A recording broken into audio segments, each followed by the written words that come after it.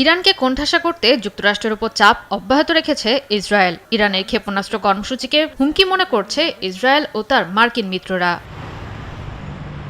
তবে নতুন কোনো যুদ্ধ নয়, যুক্তরাষ্ট্রের লক্ষ্য মধ্যপ্রাচ্যের সংঘাত কমানো, পাশাপাশি ইসরায়েল ও আরব দেশগুলোর মধ্যে সম্পর্ক জোরদার করা। ট্রাম্পের দাবি, গেল জুনে মার্কিন হামলায় পুরোপুরি ধ্বংস হয়েছে ইরানের পারমাণবিক কর্মসূচি। বিশ্লেষকদের দাবি, আঞ্চলিক আধিপত্য বিস্তারের নতুন অজুহাত খুঁজছে ইসরায়েল। যদিও ১২ দিনের যুদ্ধে ইসরায়েল অপারেশন রাইজিং লায়নের মাধ্যমে ইরানের ব্যালিস্টিক ক্ষেপণাস্ত্র সক্ষমতার বড় অংশই ধ্বংস করেছে বলে মনে করছেন তারা।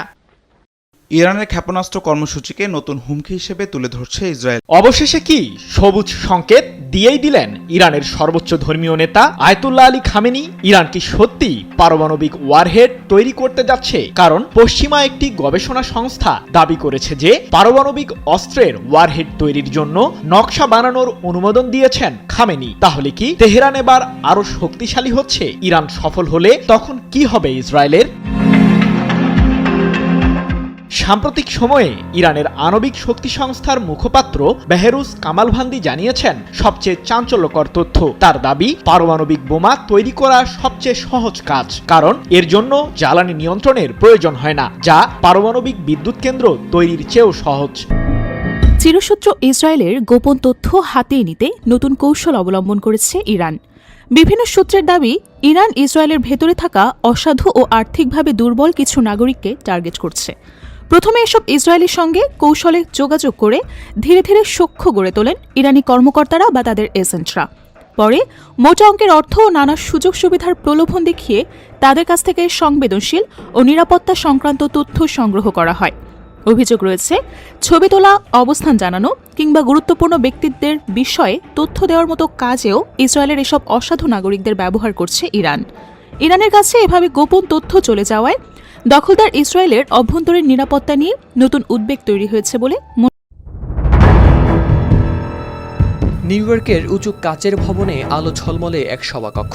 ছুটছে একের পর এক কথার তীর, যে শব্দগুলো নীরব হলেও ওজন ছিল বেশ ভারী, কারণ আলোচনার কেন্দ্রে আছে পরমাণু কর্মসূচি। জাতিসংঘের নিরাপত্তা পরিষদে আবারও মুখোমুখি দাঁড়িয়েছে যুক্তরাষ্ট্র ও ইরান। নতুন আলোর আশা নিয়ে শুরু হওয়া কথোপকথন শেষমেশ রূপ নেয় তীব্র বাকযুদ্ধে। মঙ্গলবার ইরানের পরমাণু কর্মসূচি নিয়ে পুনরায় আলোচনা শুরুর প্রশ্নে নিরাপত্তা পরিষদে ওয়াশিংটন ও তেহরানের মধ্যে হয় তীব্র বাক্য বিনিময়। যুক্তরাষ্ট্র জানায় তারা প্রস্তুত আছে সরাসরি আলোচনার জন্য, আর ইরান প্রত্যাখ্যান করেছে যুক্তরাষ্ট্রের শর্তগুলো। সংবাদ মাধ্যম রয়টার্সের প্রতিবেদনে প্রকাশ পেয়েছে এ তথ্য।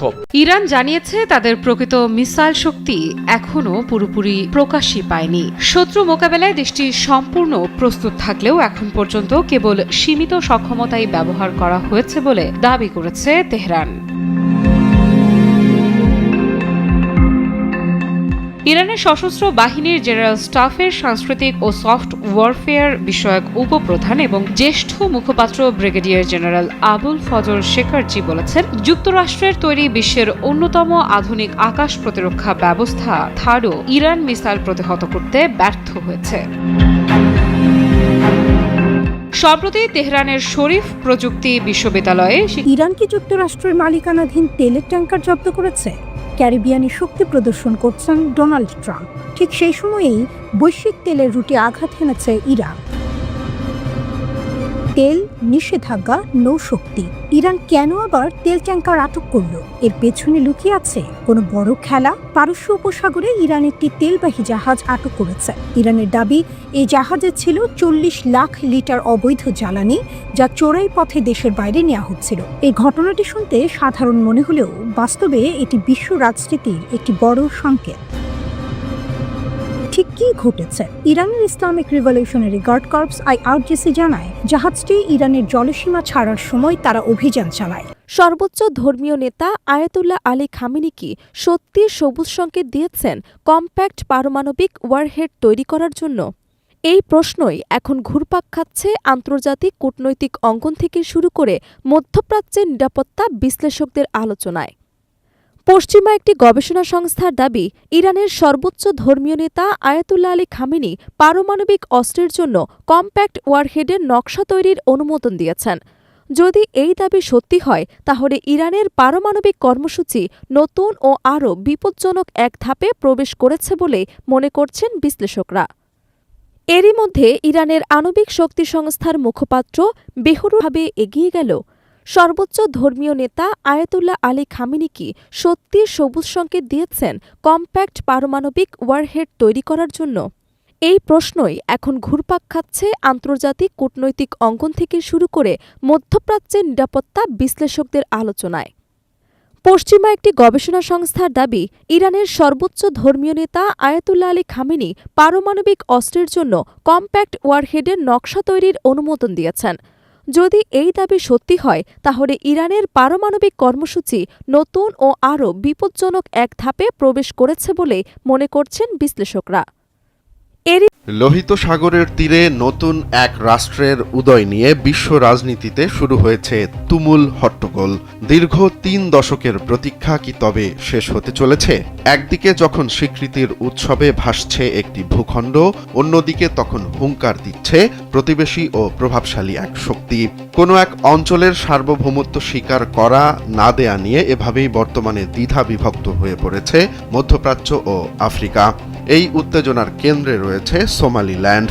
গত শুক্রবার ইসরায়েল আনুষ্ঠানিকভাবে সোমালিল্যান্ডকে একটি স্বাধীন ও সার্বভৌম রাষ্ট্র হিসেবে স্বীকৃতি দিয়েছে এবং কূটনৈতিক সম্পর্ক স্থাপনের লক্ষ্যে একটি চুক্তি সই করেছে।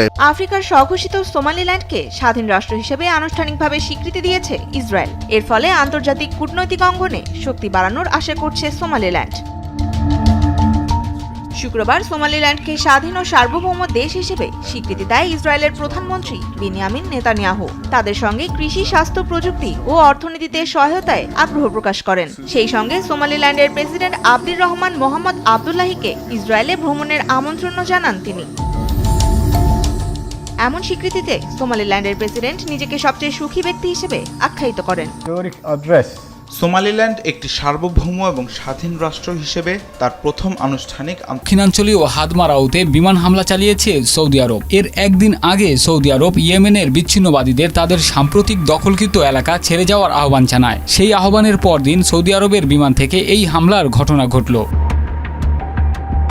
গত কয়েক বছর শান্ত থাকা ইয়েমেনে এই হামলার কারণে নতুন করে উত্তেজনার আশঙ্কা দেখা দিয়েছে। 1 দশকেরও বেশি সময় ধরে চলা এই সংঘাতে ইরান, সৌদি আরব সহ আঞ্চলিক বিভিন্ন শক্তি জড়িত। বিচ্ছিন্নবাদীদের অগ্রযাত্রা আন্তর্জাতিকভাবে স্বীকৃত সরকারের মধ্যে প্রতিদ্বন্দ্বী গোষ্ঠীগুলোর উপর চাপ বৃদ্ধি করছে। ইয়েমেনের সরকার এই বিভিন্ন গোষ্ঠীর সমন্বয়ে গঠিত, যার মধ্যে বিচ্ছিন্নবাদীরাও আছে। ইরান সমর্থিত হুতি বিদ্রোহীদের বিরোধিতা এই সরকারের একতা বজায় রেখেছে। ফিলিস্তিন ইস্যুতে সৌদি এবং আরব আমিরাতের মাঝে ছিল গলায় গলায় ভাব। আমেরিকার সাথেও বন্ধুত্বেও কে কাকে টেক্কা দেবে তাও নিয়ে ছিল বন্ধুত্বপূর্ণ প্রতিযোগিতা। কিন্তু ইয়েমেনে আধিপত্য নিয়ে এই দুই মুসলিম দেশের উত্তেজনা এখন তুঙ্গে। ক্ষমতার লোভে বন্ধুত্ব ভুলে দ্বন্দ্বে জড়িয়ে পড়েছে দুই আরব জায়ান্ট। একসময় ইয়েমেনে ইরান সমর্থিত হুতি যোদ্ধাদের বিরুদ্ধে একজোট হয়ে লড়াই করত এই দেশ দুটি। এখন ইয়েমেনের দক্ষিণ ও পূর্বাঞ্চলের নিয়ন্ত্রণ নিয়ে তাদের মধ্যে বিরোধ প্রকাশ্যে। চলতি মাসে আরব আমিরাত সমর্থিত বিচ্ছিন্নতাবাদী গোষ্ঠী এসটিসি ইয়েমেনের তেল সমৃদ্ধ হাদ্রামাউত এবং মাহারা প্রদেশের গুরুত্বপূর্ণ সরকারি ভবন ও তেল স্থাপনা দখলে নিলে উত্তেজনার সূত্রপাত হয়। হঠাৎ করেই রাশিয়ার দিকে তেড়ে এলো পশ্চিমাদের তৈরি ক্ষেপণাস্ত্র। এর মাধ্যমে কি বদলে গেল রণকৌশল? অবশেষে কি পশ্চিমাদের অস্ত্র সহযোগিতা পেল ইউক্রেন? জানা গেছে, বিশেষ ধরনের মিসাইল দিয়ে রাশিয়ার দক্ষিণাঞ্চলে বড় ধরনের হামলা চালিয়েছে ইউক্রেনের সামরিক বাহিনী। কি আছে সেই মিসাইলে? ইউক্রেন কি এই হামলায় সফলতা পেয়েছে? প্রায় 4 বছর ধরে রাশিয়ার সামরিক বাহিনীর বিরুদ্ধে লড়তে লড়তে অস্ত্র ফুরিয়ে আসছে ইউক্রেনের। তাই তো ইউক্রেনের প্রেসিডেন্ট ভলোদিমির জেলেনস্কি দীর্ঘদিন ধরেই যুক্তরাষ্ট্র ও ইউরোপীয়দের কাছে শক্তিশালী মারণাস্ত্রের সহযোগিতা চায়। রেভলিউশনারি গার্ড বা আইআরজিসি এবার সরাসরি ডোনাল্ড ট্রাম্প এবং মার্কিন প্রশাসনকে উদ্দেশ্য করে এক চূড়ান্ত আলটিমেটাম দিয়েছে। তাদের ভাষা অত্যন্ত স্পষ্ট এবং হিমশীতল। তারা বলেছে, ট্রাম্প যদি আর একবার ভুল করেন, যদি আমেরিকা বা ইসরায়েল পুনরায় কোনো দুঃসাহস দেখায়, তবে মধ্যপ্রাচ্যের মাটি থেকে আমেরিকান ঘাঁটিগুলোকে মানচিত্র থেকে চিরতরে মুছে ফেলা হবে। দর্শক, এই হুমকি সাধারণ কোনো হুমকি নয়। আমরা অতীতে অতীতেও ইরানকে হুমকি দিতে দেখেছি, কিন্তু এবারের প্রেক্ষাপট সম্পূর্ণ ভিন্ন। আপনারা জানেন 2025 সালের জুন মাসে ঘটে যাওয়া সেই ভয়াবহ যুদ্ধের পর অনেকেই ভেবেছিলেন ইরান হয়তো আগামী 1 দশকেও আর মাথা তুলে দাঁড়াতে পারবে না। তাদের মিসাইল ভান্ডার ধ্বংস হয়েছিল, অর্থনীতি ভেঙে পড়েছিল, কিন্তু আমাদের হাতে আসা এক্সক্লুসিভ রিপোর্ট বলছে সম্পূর্ণ উল্টো কথা। যুদ্ধের ধকল কাটিয়ে ইরান অবিশ্বাস্য দ্রুতগতিতে ঘুরে দাঁড়িয়েছে। কিন্তু স্বাভাবিকভাবে নতুন করে জীবন শুরু করার জন্য একটি চূড়ান্ত সুযোগ তৈরি করে দিন, কেননা আমরা এবং আমাদের থাকা অত্যন্ত শক্তিশালী যেই ভারী অস্ত্রগুলো রয়েছে তা চূড়ান্তভাবে গাজা উপত্যকার মানুষের নিরাপত্তা নিশ্চিত করতে ব্যর্থ হয়েছে এবং লেবাননের নিরাপত্তা নিশ্চিত করতে চূড়ান্তভাবে ব্যর্থ হয়েছে। যে বিষয়টিকে কেন্দ্র করে আমরা এখন দীর্ঘমেয়াদী যুদ্ধ চাই না, আমরা এখন আমার দেশের সশস্ত্র বাহিনীর কাছে আমাদের অস্ত্রগুলো আত্মসমর্পণ করতে চাই এবং দীর্ঘদিনের চলমান এই যুদ্ধ থেকে আমরা নিজেদেরকে বের করে আনতে চাই। বন্ধুরা, ভিডিওর শুরুতে এই যে গুরুত্বপূর্ণ স্টেটমেন্ট শুনলেন, এই স্টেটমেন্টটি কিন্তু আমার নয়, এই স্টেটমেন্টটি একজন লেবাননের স্বাধীনতাকামী সশস্ত্র সংগঠন হিজবুল্লাহ যোদ্ধার। নাম হলো T4 এয়ারবেস, যেটার পুরো নাম হলো তিয়াস মিলিটারি এয়ারবেস। এটি সিরিয়ার সবথেকে বড় এবং কৌশলগতভাবে সবথেকে গুরুত্বপূর্ণ সামরিক বিমান ঘাঁটি। দেখুন, সিরিয়ার যে হোমস গভর্নমেন্ট তার তিয়াস গ্রামের উত্তরে এবং প্রাচীন শহর পলিমারের প্রায় 60 কিলোমিটার পশ্চিমে এটার অবস্থান। সিরিয়ার একেবারে মধ্যভাগে এটার অবস্থান কেন্দ্রীয়ভাবে খুবই গুরুত্বপূর্ণ। দেখুন, এই বিমান ঘাঁটিতে প্রায় 3 কিলোমিটারের লম্বা একটি রানওয়ে রয়েছে এবং সেকেন্ডারি রানওয়েও রয়েছে এর সঙ্গে সঙ্গে। দেখুন, দীর্ঘদিন রাশিয়া ব্যবহার করা এই ঘাঁটিতে প্রায় 58টি যুদ্ধ বিমান হ্যাঙ্গার করার ফ্যাসিলিটি রয়েছে। ভোরের আলো ফুটতেই দেখা যায় ধ্বংসের ছাপ। ক্ষেপণাস্ত্রের আঘাতে ভবনের একপাশে তৈরি হয়েছে বিশাল গর্ত। ভয়াবহ পরিস্থিতিতে ইউক্রেনের 70টি জায়গায় রুশ আর্টিলারি, ড্রোন ও ক্ষেপণাস্ত্র হামলার শঙ্কায় রেড অ্যালার্ট জারি করেছে জেলেনস্কি প্রশাসন। এ অবস্থায় ইউক্রেন সীমান্তে যুদ্ধবিমান মোতায়েন করেছে পোল্যান্ড। বিবৃতিতে জানিয়েছে নিজেদের আকাশ সীমানা সুরক্ষা এবং আত্মরক্ষার্থেই এ পদক্ষেপ নিতে বাধ্য হয়েছে ওয়ার্স। এর মধ্যে রুশ ইউক্রেন শান্তি চুক্তি কার্যকরে মরিয়া হয়ে উঠেছেন ইউক্রেনের প্রেসিডেন্ট ভলোদিমির জেলেনস্কি। রোববার মার্কিন প্রেসিডেন্ট ট্রাম্পের সঙ্গে বৈঠক করতে যুক্তরাষ্ট্র সফরের বিষয়টি নিশ্চিত করেছেন তিনি। যুদ্ধের মাঝেই নতুন করে বিতর্কে উঠে এলো ইউক্রেনের ভবিষ্যৎ সেনাশক্তি। 8 লাখ সদস্যের একটি বাহিনী সংখ্যাটা যতটা শক্তির বার্তা দেয়, বাস্তবতা নিয়ে ততটাই প্রশ্ন তুলেছে রাশিয়া। রাশিয়ার পররাষ্ট্র মন্ত্রণালয়ের কিয়েভ রেজিম ক্রাইম বিষয়ক দূত রোদিয়ন মিরোশনিক বলেছেন, ইউক্রেনের পক্ষে এত বড় সেনাবাহিনী টিকিয়ে রাখা বাস্তবসম্মত নয়। তার দাবি, ইউক্রেন অর্থনৈতিক ও কাঠামোগতভাবে এমন একটি বাহিনী পরিচালনার সক্ষমতা রাখে না। রাশিয়া ওয়ান টেলিভিশন চ্যানেলে দেয়া এক সাক্ষাৎকারে মিরোশনিক বলেন, রাশিয়ার অর্থনীতি যখন ভীষণ সংকটে তখনও যুদ্ধ কিভাবে চলছে। নিষেধাজ্ঞা, মূল্যস্ফীতি আর বাজেট ঘাটতির মধ্যেও পুতিন কিভাবে সামরিক অভিযান চালিয়ে যাচ্ছেন। এই যুদ্ধ টিকিয়ে রাখার শক্তি আসছে কোথা থেকে? চলুন জানা যাক। রাশিয়ার অর্থনীতি এখন স্পষ্ট সংকটের মধ্যে। মূল্যস্ফীতি বাড়ছে, বাজেটে ঘাটতি তৈরি হচ্ছে, কমে যাচ্ছে অর্থনৈতিক প্রবৃদ্ধির গতি। একদিকে ইউক্রেন যুদ্ধের কারণে পশ্চিমা নিষেধাজ্ঞা, অন্যদিকে যুদ্ধ চালাতে বিপুল ব্যয়। দুই দিক থেকেই চাপ বাড়ছে মস্কোর ওপর। তবুও যুদ্ধ থামানোর কোনো ইঙ্গিত দিচ্ছেন না প্রেসিডেন্ট ভ্লাদিমির পুতিন। 4 বছরের রক্তক্ষয়ী রাশিয়া ইউক্রেন যুদ্ধ বন্ধে নতুন করে কূটনৈতিক তৎপরতা শুরু হয়েছে। যুক্তরাষ্ট্রের উদ্যোগে তৈরি 20 দফার একটি খসড়া পরিকল্পনায় কিছু গুরুত্বপূর্ণ ছাড় পেয়েছে ইউক্রেন। তবে মস্কোর কঠোর অবস্থানের কারণে এই উদ্যোগের ভবিষ্যৎ এখনো অনিশ্চিত। ইউক্রেনের প্রেসিডেন্ট ভলোদিমির জেলেনস্কি জানিয়েছেন, খসড়া পরিকল্পনার সব দফা তার পছন্দ না হলেও কিয়েভ এমন কিছু শর্ত বাদ দিতে পেরেছে, যেখানে ডোনেৎস্ক অঞ্চল থেকে অবিলম্বে সেনা প্রত্যাহার বা রাশিয়ার দখল করা ভূখণ্ডকে রুশ ভূখণ্ড হিসেবে স্বীকৃতি দেওয়ার কথা ছিল। তবে নতুন প্রস্তাবে ডোনেৎস্ক অঞ্চলের কিছু অংশে অসামরিক অঞ্চল গঠনের ইঙ্গিত রয়েছে। শক্তিশালী বিস্ফোরণে কেঁপে উঠেছে ইউক্রেনের রাজধানী কিয়েভ।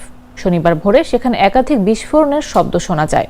ধারণা করা হচ্ছে রাশিয়া বড় ধরনের মিসাইল হামলা চালিয়েছে। কিয়েভের মেয়র ভিতালি ক্লিচকো টেলিগ্রামে এক পোস্টে লিখেছেন, রাজধানীতে বিস্ফোরণ, আকাশ প্রতিরক্ষা বাহিনী কাজ করছে, শেল্টারে থাকুন। ইউক্রেনের বিমান বাহিনীও পুরো দেশ জুড়ে এয়ার অ্যালার্ট জারি করেছে। তারা বলেছে, রাজধানী সহ বিভিন্ন জায়গায় ড্রোন ও মিসাইল ধেয়ে আসছে। এ সময় আকাশে কমলা রঙের আগুনের বিশাল কুণ্ডলী দেখা যায়। আগামী রোববার ফ্লোরিডায় যুক্তরাষ্ট্রের প্রেসিডেন্ট ডোনাল্ড ট্রাম্পের সঙ্গে বৈঠক করবেন ইউক্রেনের প্রেসিডেন্ট ভলোদিমির জেলেনস্কি। এ বৈঠকে রাশিয়ার সঙ্গে যুদ্ধ বন্ধ নিয়ে তার আলোচনা